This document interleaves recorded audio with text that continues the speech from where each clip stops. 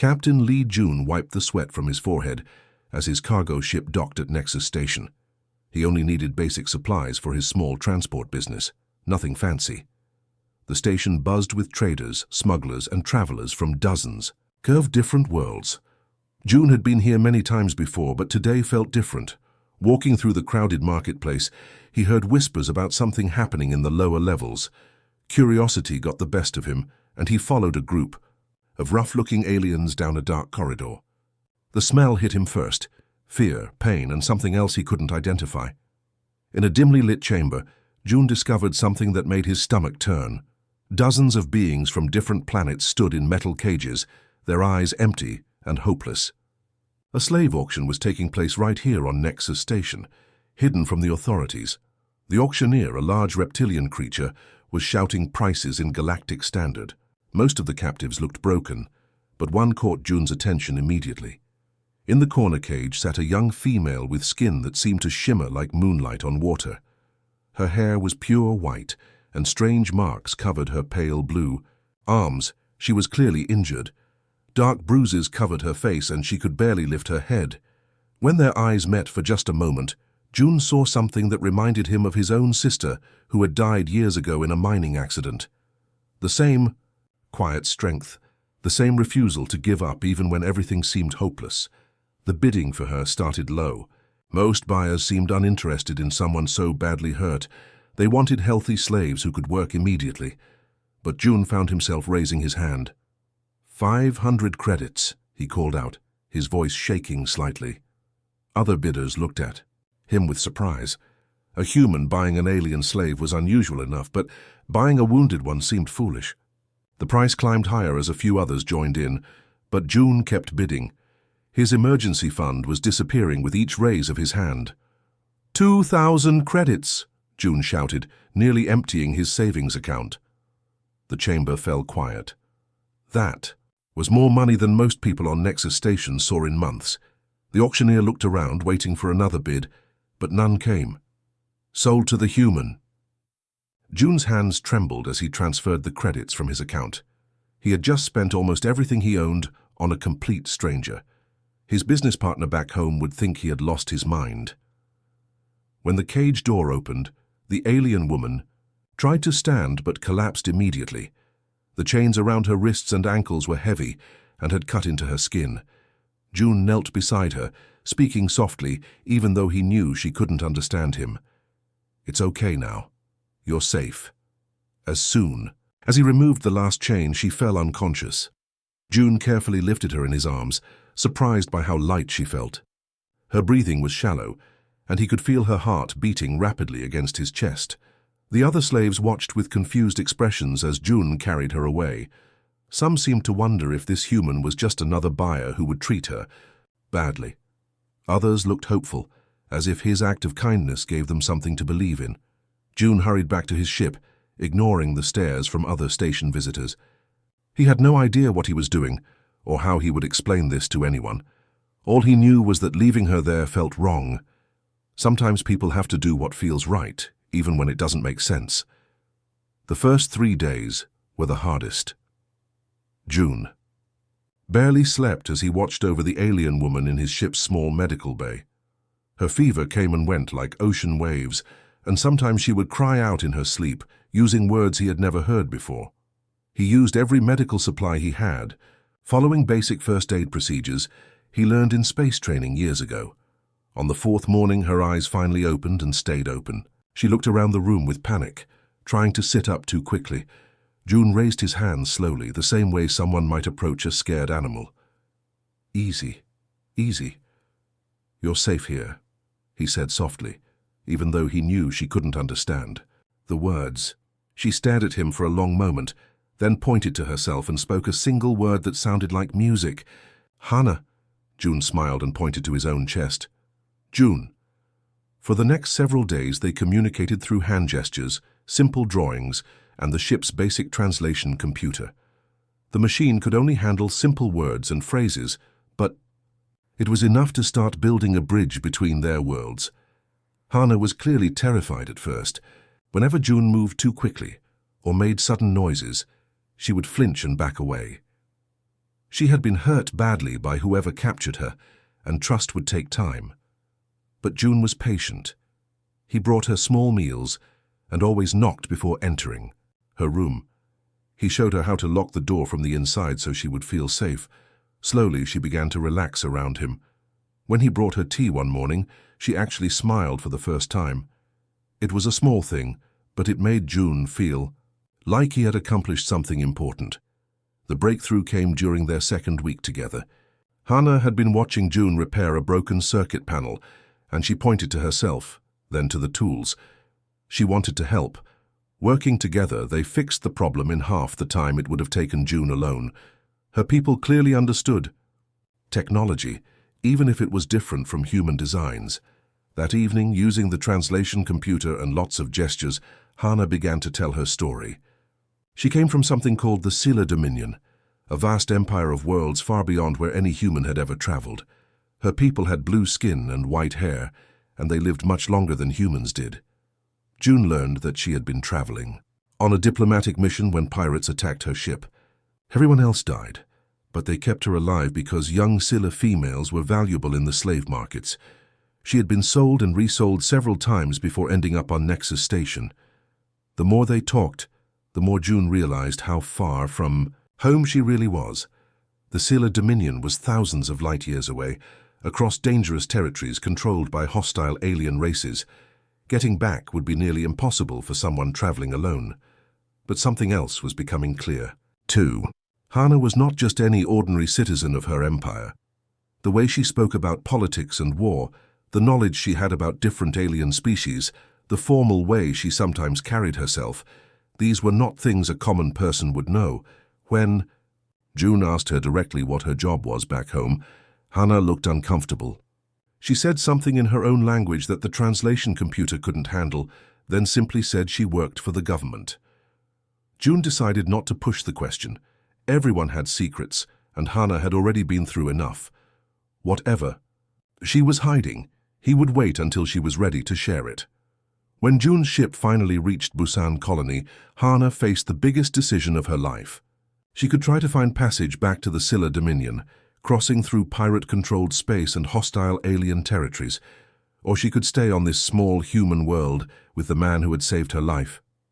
The choice wasn't as simple as it seemed. Hannah had been gone for almost 6 months now. Her family probably thought she was dead, and the political situation back home might have changed completely. But the journey back would be incredibly dangerous for someone traveling alone, especially a female Scylla who could be captured and sold again. Standing in the docking bay of Busan Colony's modest spaceport, Hannah made her decision. She would stay, at least for a while. Busan Colony was nothing like the grand cities of the Scylla Dominion. It was a frontier world with maybe 50,000 people, mostly miners and farmers trying to make a living. The buildings were simple and practical, not the beautiful crystal structures she was used to. But there was something peaceful about the place that she had never experienced in the political chaos of her home world. June helped her get identity papers through a friend who worked in the colonial administration. On the official documents, she was listed as Hannah Kim, a refugee from a distant world. Most people didn't ask too many questions about where exactly she came from. The frontier attracted all kinds of people running from their past. Working in Chihuahua, June's transport business turned out to be the perfect job for her. Her people's natural understanding of technology meant she could repair almost anything on their small cargo ships. She learned to pilot human spacecraft, which was easier than the complex vessels of her own empire. Within a few months, she was handling cargo runs to nearby systems all by herself. The colonists slowly accepted her as part of their community. Her blue skin and white hair made her stand out, but Busan Colony had people from dozens of different worlds.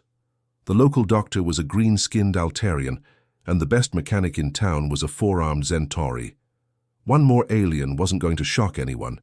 June and Hannah developed a comfortable routine. They would start each day with coffee in the small office above their hangar, planning the day's deliveries and repairs. Hannah learned to cook simple human food, while June tried to understand the complex spices and flavors she remembered from home. Neither of them was a great cook, but they had fun trying.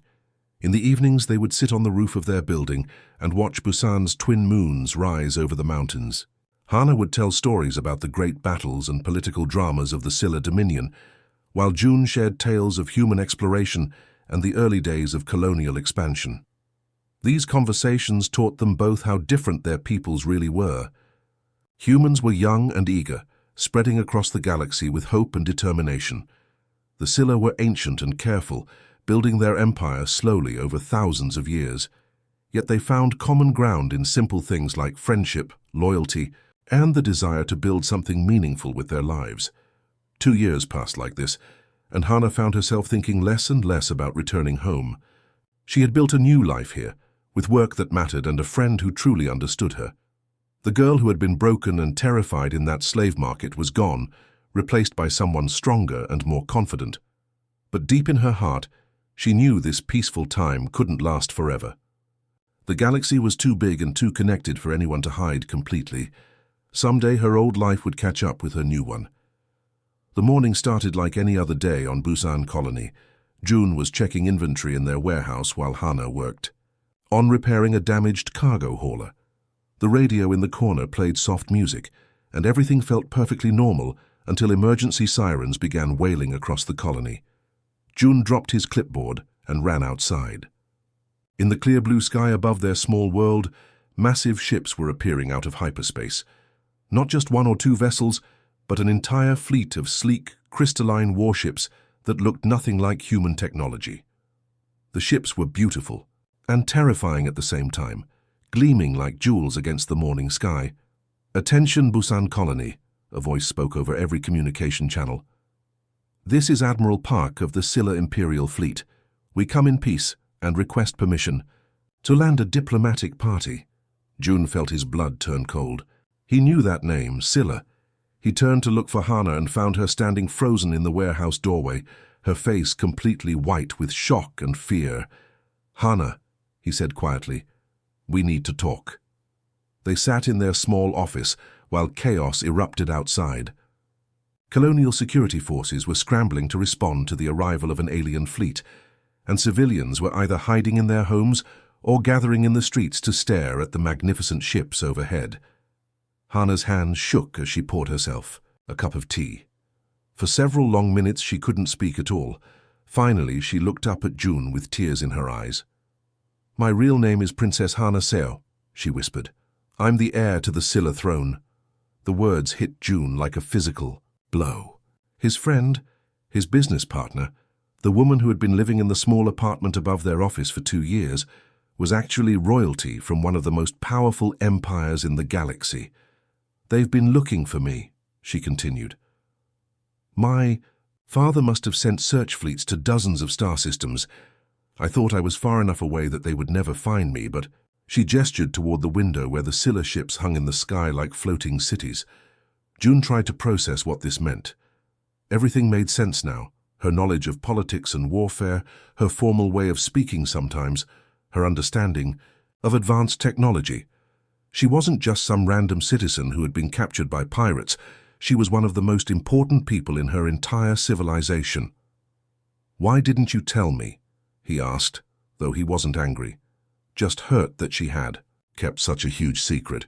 "Because I knew this day would come," Hana said, fresh tears rolling down her blue cheeks.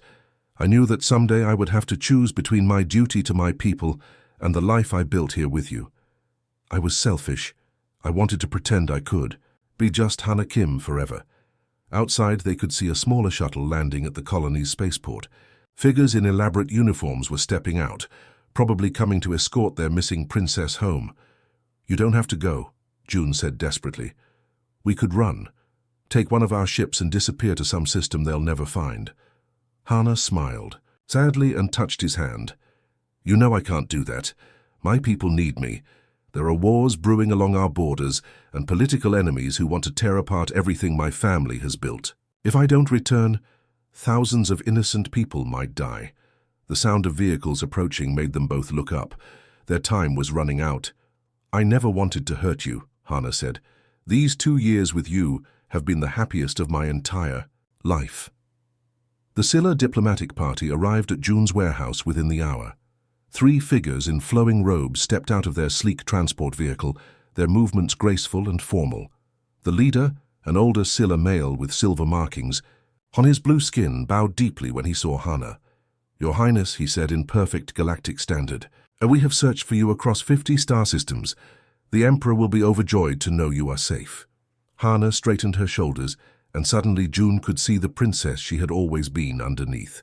Her posture changed, her voice became more formal, and she carried herself with an authority he had never noticed before. "General Kim," she replied, "please tell my father I am well and will return with you immediately." But then she turned to June, and for a moment she was just his friend again, not a royal princess. "I need a few minutes to gather my things," she said. The Scylla officers nodded respectfully and waited outside. Hana and June climbed the stairs to her small apartment above the warehouse one last time. She didn't have much to pack, just some clothes, a few books about human history, and a small photo of the two of them taken at last year's Colony Harvest Festival. "I want you to keep this," she said, handing him a small crystal pendant she always wore around her neck. "It's been in my family for generations. Where I come from, we give these to people who save our lives." June held the crystal carefully. It was warm to the touch and seemed to glow with its own inner light. "Will I ever see you again?" he asked, though he already knew the answer. Hana looked out the window at the massive fleet hovering above their small world. "I don't know. Royal duties are complicated, and the path ahead is dangerous. But I promise you this, no matter what happens, I will never forget what you did. For me. You saved my life, but more than that, you showed me what real kindness looks like." They walked back downstairs together, both trying not to cry. The warehouse looked the same as always, but everything felt different now. Their cargo, ships sat quietly in their berths, waiting for runs that would never happen. The repair tools were scattered on workbenches, where Hana had left them just hours before. Outside, half the colony had gathered to watch the departure of their alien princess. Children pointed at the Scylla officers with wide eyes, while adults whispered among themselves about the incredible story unfolding in their quiet little town. Hana hugged June one last time at the door of the Scylla transport. "Take care of yourself," she whispered, "and don't stop being kind to people who need help. The galaxy needs more humans like you." Then she was gone, gliding away in the alien vehicle toward the spaceport. June stood in the street with his neighbors, watching as her shuttle lifted off and disappeared into the belly of the flagship. Within minutes, the entire fleet began moving away from Busan Colony, their crystal hulls catching the sunlight one last time before they jumped to hyperspace. The silence that followed felt overwhelming. People slowly drifted back to their homes and jobs, already turning the morning's events into stories they would tell for years to come. June returned to his empty warehouse and sat at his desk, turning Hana's crystal pendant over in his hands. His business partner was gone. His best friend had disappeared back into the vastness of space, and he was alone again. 5 years had passed since the Scylla fleet took Hana away from Busan Colony. June had rebuilt his transport business, hired new workers, and even expanded to 3 cargo ships. Life moved forward, but he still kept her crystal pendant on his desk and wondered what had become of his alien friend. What June didn't know was that Hana's return to the Scylla Dominion had created a storm that shook the entire empire. The royal court had given her up for dead years ago, and her sudden reappearance changed everything. Some nobles were happy to see their missing princess alive, but others had made plans assuming she would never come back. The first problem was her younger brother, Prince Min. During Hana's absence, he had positioned himself as the next emperor and gained support from powerful military families. When Hana walked back into the Crystal Palace, Min saw his future slipping away. He welcomed his sister publicly, but began plotting against her in private. The second problem was even bigger. Hana had changed during her time with humans. The old Hana would have quietly accepted whatever role the court gave her, but this new version asked difficult questions and challenged traditions that had existed for thousands of years. "Why do we avoid contact with other species?" she asked during council meetings. "The humans I lived among showed me that different peoples can work together and learn from each other." The elderly nobles were shocked. For generations, the Scylla had believed they were superior to all other races, They had built their empire by conquering weaker species, not by making friends with them. Hana's ideas sounded dangerous and foreign, but she had allies too. Younger nobles who were tired of the old ways began gathering around her. Military officers who had seen the empire's enemies growing stronger liked her talk of new strategies and alliances. Even some common citizens who rarely had a voice in politics whispered that the missing princess had returned with wisdom from beyond the stars. The real test came when Emperor Seo, Hana's father, fell ill with a disease that slowly drained his strength. For months he grew weaker, while the court split into factions supporting either Hana or Min for the succession. Prince Min made his move first. He convinced several powerful generals that Hana's strange ideas would destroy the empire. Together, they planned to arrest her for treason and declare Min the rightful heir. But Hana had learned about survival during her time as a slave and her years running a business with June. On the night before Min's planned coup, Hana struck first. She had been secretly building her own network of supporters throughout the empire. Military units loyal to her surrounded the capital city, while her allies in the palace moved to secure key positions. When Emperor Seo died 3 days later, there was no question about succession. Hana had outmaneuvered her enemies completely. Prince Min and his supporters were exiled to distant worlds, and the old nobles who opposed her were forced to accept the new reality. Empress Hana's coronation was unlike anything the Silla people had ever seen. Instead of the traditional ceremony, focused on conquest and dominance, she spoke about cooperation and building bridges between different civilizations. She talked about learning from other species instead of enslaving them. Many citizens didn't understand what she meant, but they could see the confidence in their new ruler. This was not the sheltered princess who had disappeared years ago. This was someone who had survived the worst the galaxy could offer and emerged stronger. From her throne room in the Crystal Palace, Empress Hana began planning changes that would transform her empire forever. And in her private moments, she often thought about a simple human freight hauler on a distant colony world.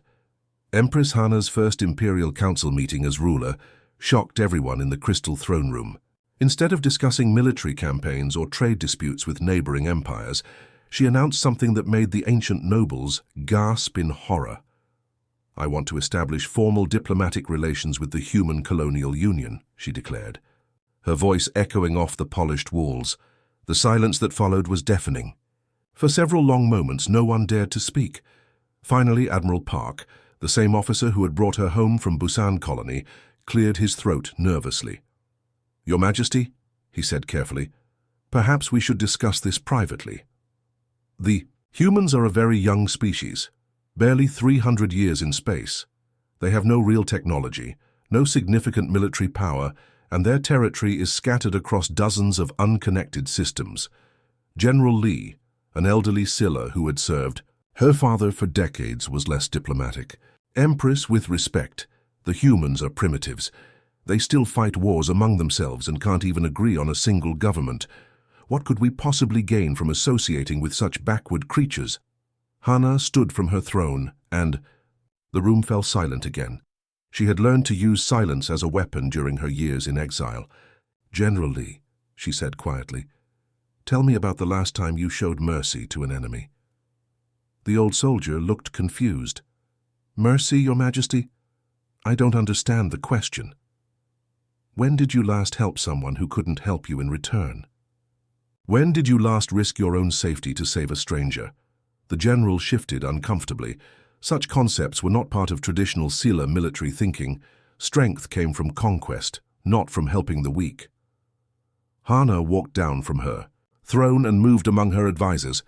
5 years ago, a human cargo pilot spent his entire savings to buy the freedom of someone he had never met. He nursed her back to health, gave her a home, and asked for nothing in return. That human taught me more about true strength than all our military academies combined. The nobles exchanged worried glances. Their new empress was clearly still affected by whatever had happened to her during her years of captivity. "Your Majesty," said Chancellor Bay, the empire's chief diplomat, "even if individual humans show such unusual behavior, their governments are chaotic and unreliable. How can we negotiate with a species that changes its leaders every few years? Hana smiled, thinking of the simple democracy she had witnessed on Busan Colony. Their governments change because their people choose new leaders when the old ones fail. Imagine that, a system where rulers must actually serve their citizens or be replaced. This concept was so foreign to the Scylla nobles that several of them looked physically ill. Furthermore, Hana continued, the humans are expanding rapidly across the galaxy. In 50 years they may control more territory than we do.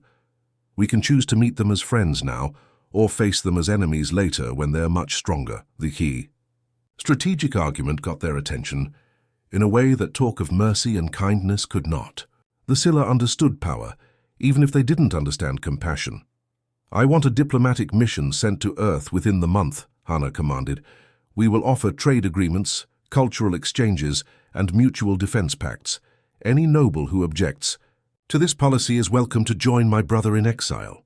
The threat was clear, and no one dared argue further. But Hana could see the doubt in their eyes. They would obey her orders, but they would never understand her reasons. That night, alone in her private chambers, Hana held the small piece of human machinery that June had given her years ago, a simple tool he used for ship repairs. To her advisors, it would look like primitive junk. To her, it represented the day her life truly began. June was having breakfast in the small diner near the spaceport when the emergency alerts started screaming from every communication device in the building. The coffee cup froze halfway to his lips as the familiar voice of Colony Administrator Wilson crackled over the speakers. All residents of Busan Colony, this is not a drill. Multiple unknown vessels are approaching our system. Seek immediate shelter and await further instructions. Through the diner's windows, June could see people running in the streets.